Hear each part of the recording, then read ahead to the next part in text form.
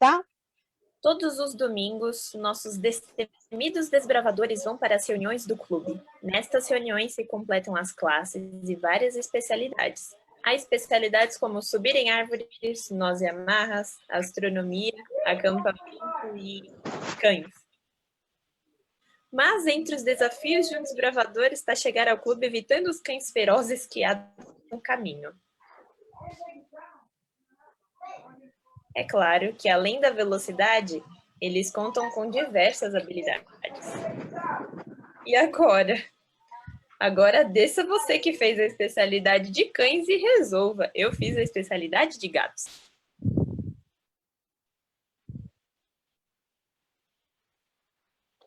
Olha lá, domável ou indomável?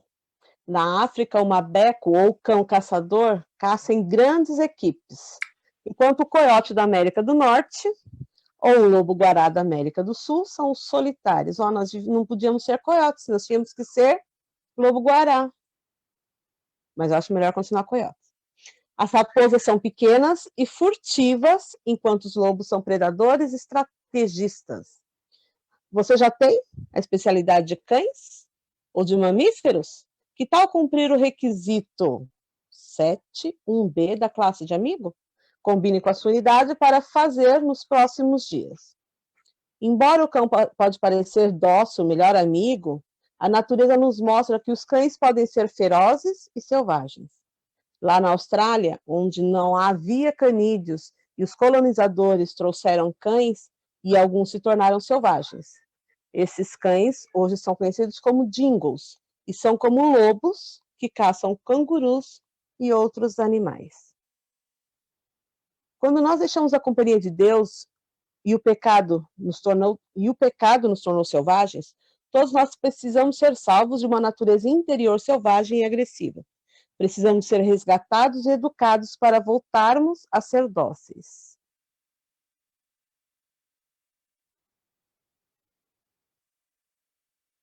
Agora nós temos uma pergunta. Como Deus planejou salvar o pecador da morte eterna? Quem poderia ler para mim João 3, 16 e 17? Tem alguém a postos ou eu tenho que ler?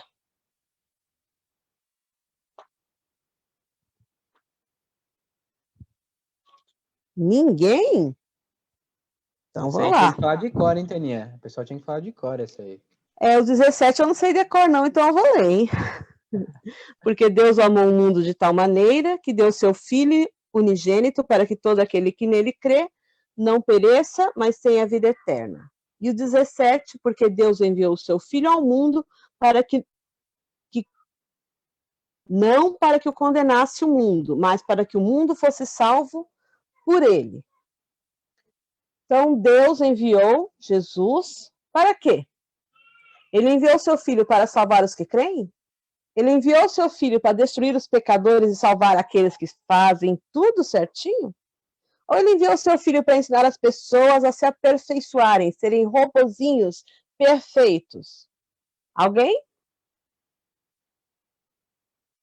Eu não posso dar resposta, fica muito fácil. Vamos lá, gente. É a última. No chat? Nem no chat? É a última pergunta. A última pergunta? A última pergunta? Porque Deus enviou seu Filho para quê? Para salvar os pecadores. Então é a primeira, não é a última. Que a última é enviando seu Filho para ensinar. Certo? Acertei. Todo mundo concorda? Então vamos lá. Primeira, enviando seu Filho para salvar os que creem. Agora a segunda pergunta. E o que nós precisamos fazer para sermos perdoados?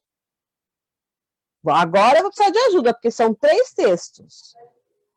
Eu tenho arrepender-se, confessar a Deus e crer que somos justificados. Qual o texto que fala sobre arrepender? Vamos, gente. Preciso de alguém para ler Romanos 4, 5 a 8, Provérbios 28, 13 e Salmos 51, de 3 a 4. Rafa, tá pronta? Eu posso ler Romanos. A Rafa falou que vai ler. Também estou procurando. Ela falou que ia ler então, Provérbios, e a Amanda falou que vai ler Salmos.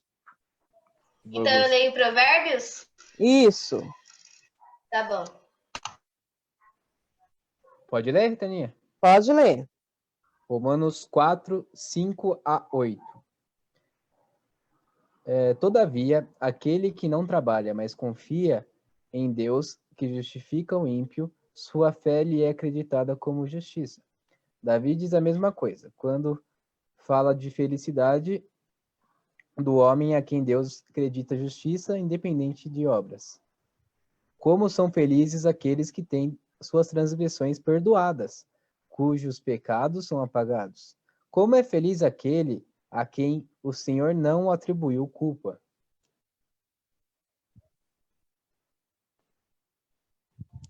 Sabe que esse eu achei que ficou difícil. Sabe o que eu fiz quando eu estava tentando montar o estudo, né, para saber? Eu li os outros primeiros e deixei ele por último, gente. Sinto dizer, eu sou honesta. Eu li o Romanos, eu falei, gente, mas tem muita coisa, esse dá para ser praticamente todos. Eu falei assim, então eu vou para os outros para ter certeza de qual é esse. Então vamos para Provérbios 28, 13. Rafa? Tá aqui. Quem cobre as suas transgressões jamais prosperará, mas o que as confessa e deixa alcançará misericórdia. Provérbios está mais fácil, não tá? Sobre qual dos três é? Sim. Qual você acha, Rafa? Você que acabou de ler. Eu acho que é o que eu li, né? Não sei. Vamos ver o finalzinho, o que confessa? O finalzinho do seu verbo, você leu? Misericórdia. Então, o finalzinho diz que ele é o número... E ele é o número B, certo? A, B ou C? Sim. Arrepender, confessar ou crer? Que somos justificados. Crer? Qual é o finalzinho, João? O finalzinho que a Rafa leu. Confessar... Rafa, lê de novo. Lê de novo aí. O começo ou o finalzinho? Lê mais o fim. Isso. Tá. Mas o que deixa, mas o que as confessa e deixa alcançará misericórdia. Então, esse nos deixa certo que Provérbios 28, 13 está relacionado ao B, confessar a Deus os nossos pecados para que nós possamos ser perdoados. Agora vamos lá ver Salmo 51, de 3 a 4. Pois eu mesmo reconheço as minhas transgressões e o meu pecado sempre me persegue. Contra ti, só contra ti, pequei e fiz o que tu reprovas. De modo que justa é a tua sentença e tens razão em condenar-me. Vocês viram como não está fácil? Eu fui por eliminação. Eu acredito que o Salmo 51, 3 a 4 fala que nós devemos crer que somos justificados, porque o finalzinho também fala sobre isso. E Romanos se tornou tantos versículos que ficou difícil da gente, depois de ler, já de cara, falar assim, não, esse é o A. Então, Salmo 51, 3 a 4 é o C, e Romanos 4, 5 a 8, A. Então, e agora, como que chama essas coisinhas pequenininhas? Ficou A, B e C igualzinho. Está do outro lado, né? Que é arrepender-se, confessar a Deus e crer que somos justificados. Todo mundo conseguiu? Acho que deu, né? Então vamos para o próximo. Sim, tia Tânia. O que devo fazer para mostrar que me arrependo e creio em Jesus? Agora, outra pessoa para ler Atos 2, 38. Alguém está com a Bíblia fácil? Senão eu leio que eu estou fácil aqui. Se arrepender dos seus pecados? Não, tem que ler o versículo. Atos 2, versículo 38. Vai ler? Tá com a Bíblia, João? Então eu vou ler. E disse-lhes Pedro: arrependei-vos e cada um de vós seja batizado em nome de Jesus Cristo para perdão dos pecados e recebereis o dom do Espírito Santo. Então, o que eu devo fazer para mostrar que me arrependo e creio em Jesus? Além de se arrepender? Se arrepender e ser? Nossa, tá difícil. Tá difícil. Tem a ver com água. Ah, manda pelo menos no chat. Ah, se batizar. Vocês podem abrir, gente, o áudio de vocês para responder. Depois fecha de novo, não tem problema nenhum. E agora, número 4, nós vamos precisar discutir. E fala que discuta com a unidade qual é a vantagem de ter Jesus como nosso advogado. Então, eu vou fazer a pergunta, vou ler e nós vamos colocar a nossa resposta. Vamos lá. Como passa a ser a minha vida depois do arrependimento e da decisão de me tornar nova criatura e ser batizada? Lá em 1 João, capítulo 2, versículo de 1 a 6. São bastante versículos, então eu vou ler. Meus filhinhos, essas coisas vos escrevo para que não pequeis. E se alguém pecar, temos um advogado para com o Pai, Jesus Cristo, o justo. E ele é a propiciação pelos nossos pecados. E não somente pelos nossos, mas também pelos de todo o mundo. E nisto sabemos que o conhecemos, se guardarmos os seus mandamentos. Aquele que diz, eu conheço, e não guarda os seus mandamentos, é mentiroso, e nele não está a verdade. Mas qualquer que guarda a sua palavra, o amor de Deus está nele verdadeiramente aperfeiçoado. Nisto conhecemos que estamos nele. Aquele que diz que está nele também deve andar como ele andou. Como passa a ser a minha vida depois do arrependimento e depois de eu ter me batizado? Como que eu devo me comportar? O último verso fala tudo. Aquele que diz que está nele deve andar como ele andou. Como que Jesus andou aqui na Terra? Como que foi a vida dele? Será que a nossa vida está refletindo a vida que Jesus teve aqui? Será que as pessoas, ao verem este vídeo que a gente está fazendo, quando a gente pediu ajuda para alguém ler o verso e ninguém quis ler, será que nós estamos mostrando o amor de Jesus? Será que quando a gente está na live aqui, a gente não abre para ver os rostinhos dos nossos amigos? Nós estamos espalhando? Nós estamos vivendo como Jesus? Então, que nós possamos ter a nossa vida como a vida de Jesus, que nós possamos estar demonstrando aos outros o amor de Jesus. Eu acho que nós temos mais alguma coisa para ler antes da gente falar, que a gente depois tem que falar sobre os 3 papéis de Jesus. Olha lá, mostre como Cristo nos ama e salva o pecador. Aqui nós temos 3 classes, né, que tem que fazer alguma coisa. A classe de amigo, não, de companheiro. Tem que ler o livro Caminho a Cristo. Já começaram? Não, né? Aproveitem. Use alguns trechos para fazer uma apresentação, uma meditação. E vocês podem pedir para o Wilson. Façam já não precisa fazer live, faz uma gravação.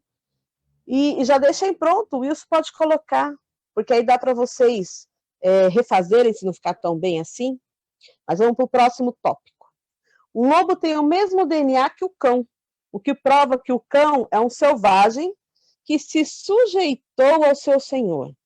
Este que era um predador se torna agora um protetor e salvador. O mesmo pode ocorrer com você, com cada um de nós. Durante o século XVIII, os monges do mosteiro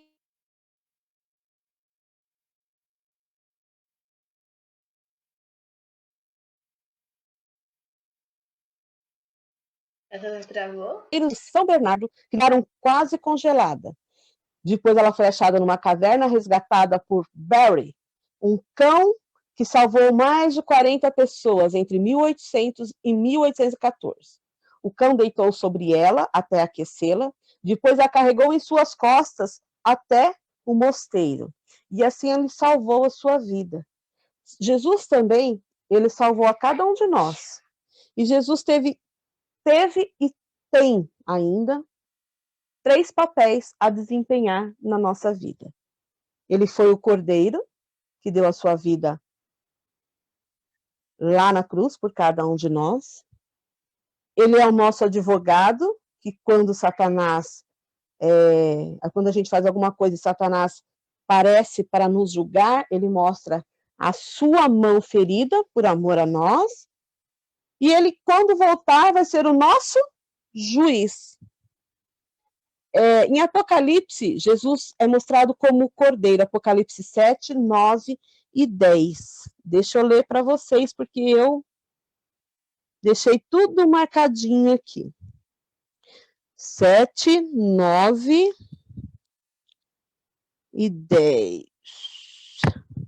Depois dessas coisas, olhei, e eis aqui uma multidão a qual ninguém podia contar, de todas as nações, tribos, povos e línguas, que estavam diante do trono e perante o Cordeiro, trajando vestes brancas e com palmas nas suas mãos. E clamavam com grande voz, dizendo: salvação ao nosso Deus, que está sentado no trono, e ao Cordeiro. Aqui Jesus é colocado como Cordeiro e como o nosso Salvador, porque ele, como Cordeiro, nos deu a salvação. A gente já leu 1 João 2:1, mas a gente não viu por esse lado. Vamos tentar ver aqui, 1 João 2:1. Fala sobre Jesus como nosso advogado. Meus filhinhos, estas coisas vos escrevo para que não pequeis. E se alguém pecar, temos um advogado para com o Pai, Jesus Cristo, o justo. Por que Jesus Cristo aqui é mostrado como justo e como nosso advogado? Por que ele pode ser o nosso advogado? Por que aqui ele é colocado como nosso advogado? Estava tentando ver se vocês colocaram alguma coisa no chat, mas nada, né? Alguém quer abrir, colocar aí, falar alguma coisa sobre por que Jesus pode ser o nosso advogado? Todo mundo com preguiça hoje? Vou comentar, tia Tânia. A Jenny falou Então, que quer falar. Pode falar, Jenny. Pode falar, Abre o Jenny. microfone. Abre o microfone.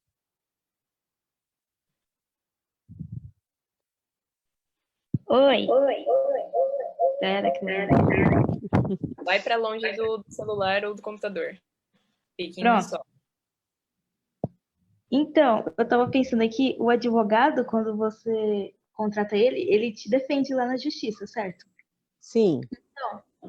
Jesus faz esse papel como advogado. Acho que é por isso que deve estar escrito assim. Sim. Ó, a Clary e a Duda também colocaram. Como Jesus não teve pecado, ele pode nos defender, certo? Como ele foi o nosso Salvador, como ele derramou o seu sangue lá na cruz, ele tem todo o direito de defender aqueles que creem nele. Mas eu preciso fazer o quê? Além de acreditar? Alguém?